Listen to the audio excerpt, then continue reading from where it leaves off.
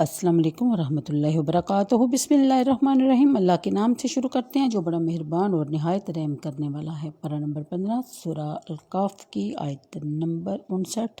کے مطابق، اور یاد کرو جب موسیٰ نے اپنے خادم سے کہا کہ میں باز نہ رہوں گا جب تک وہاں نہ پہنچوں جہاں دو سمندر ملتے ہیں، یعنی کہ ان سمندروں کے بارے میں آپ سب نے بھی سنا ہوگا کہ دو سمندر ایک جگہ سے گزرتے ہیں لیکن ان کا پانی ایک دوسرے کے ساتھ شامل نہیں ہوتا، یعنی کہ مکس نہیں ہوتا۔ وہ شخص جس کا یہاں ذکر فرمایا گیا ابن عمران نبی محترم صاحب توریت معجزات و ظاہرہ، جن کا نام یوشع ابن نون ہے، جو حضرت موسیٰ علیہ السلام کی خدمت و صحبت میں رہتے تھے اور آپ سے علم اخذ کرتے تھے اور آپ کے بعد آپ کے ولی عہد ہیں۔ اگلی آیت کے مطابق بحیرہ فارس اور بحیرہ روم جانب مشرق میں، اور مجمع البحرین وہ مقام ہے جہاں حضرت موسیٰ علیہ السلام کی حضرت خضر علیہ السلام کے ساتھ ملاقات کا وعدہ دیا گیا تھا، اس لیے آپ نے وہاں پہنچنے کا عزم مصمم کیا اور فرمایا کہ میں اپنی پوری کوشش رکھوں گا جب تک وہاں پہنچ نہ جاؤں، بے شک وہ جگہ بہت دور ہے یا ہو۔ پھر یہ حضرات روٹی اور نمکین بنی ہوئی مچھلی زنبیل میں توشہ کے طور پر لے کر روانہ ہوئے۔ اگلی آیت کے مطابق جہاں ایک پتھر کی چٹان تھی اور چشمہ حیات تھا، وہاں دونوں حضرات نے استراحت کی اور مصروف خواب ہو گئے۔ بنی ہوئی مچھلی زنبیل میں زندہ ہوگی اور تڑپ تڑپ کر دریا میں گری اور اس پر سے پانی کا بہاؤ رک گیا اور ایک محراب سی بن گئی۔ حضرت یوشع کو بیدار ہونے کے بعد حضرت موسیٰ علیہ السلام سے اس کا ذکر کرنا یاد نہ رہا، چنانچہ ارشاد ہوتا ہے اور وہ چلتے رہے یہاں تک کہ دوسرے روز کھانے کا وقت آ گیا تو حضرت موسیٰ علیہ السلام نے اپنے خادم سے کہا ہمارا صبح کا کھانا لاؤ، بے شک ہمیں اپنے سفر میں بڑی مشقت کا سامنا ہے۔ اور وہ بولا دیکھیے، تو جب ہم نے اس چٹان کے پاس جگہ لی تھی تو بے شک میں مچھلی کو بھول گیا اور مجھے آپ کو بتلانا یاد ہی نہیں رہا، یقیناً شیطان ہی نے مجھے بلا دیا کہ میں آپ کا اس کا ذکر کروں۔ اور وہ چلتے رہے اور چلتے چلتے بھوک اور تھکن کی وجہ سے برا حال ہو گیا، اور اگلے روز کے کھانے کا وقت جب آیا تو حضرت موسیٰ علیہ السلام نے اپنے خادم سے کہا کہ کھانا لائیے، بے شک ہمیں اپنے اس سفر میں بڑی مشقت کا سامنا ہے۔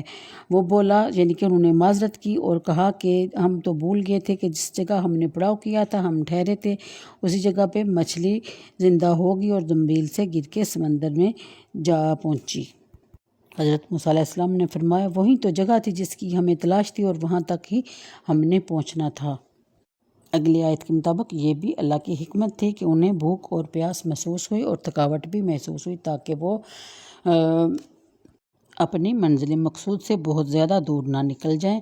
اور کھانے کو یاد کریں تاکہ ان کو مچھلی کا گرنا یاد آ جائے۔ مچھلی کا جانا ہی تو ہمارا حصول مقصد کی علامت تھی جن کی طلب میں ہم چلے ہیں اور ان کی ملاقات وہیں ہوگی۔ مچھلی کے غائب ہونے کی بات سن کے حضرت موسیٰ علیہ السلام نے فرمایا، پھر بیان کیا جاتا ہے کہ تو وہ فوراً پیچھے پلٹے اپنے قدموں کے نشان دیکھتے ہوئے تو ہمارے بندوں میں سے ایک بندہ پایا جسے ہم نے اپنے پاس سے رحمت دی اور اسے اپنا علم لدنی عطا کیا، اور اس سے موسیٰ نے کہا کہ کیا میں تمہارے ساتھ رہوں اس شرط پر کہ تم مجھے سکھا دو نیک بات جو تمہیں تعلیم ہوئی ہے۔ وہ شخص جس کا ذکر کیا گیا، یعنی جو چادر اوڑھے آرام فرما رہا تھا، یہ حضرت خضر علیہ السلام تھے، جن کے بارے میں ایک قول یہ بھی ہے کہ وہ جہاں بیٹھتے ہیں نماز پڑھتے ہیں وہاں اگر گھاس خشک ہو تو سرسبز ہو جاتی ہے۔ نام قبلیہ بن ملکان اور کنیت ابو العباس ہے۔ ایک قول یہ ہے کہ آپ بنی اسرائیل میں سے ہیں، ایک قول یہ ہے کہ آپ شہزادے ہیں، آپ نے دنیا ترک کر کے زہد و تقوی اختیار فرمایا۔ اگلی آیت کے مطابق اس رحمت سے یا نبوت مراد ہے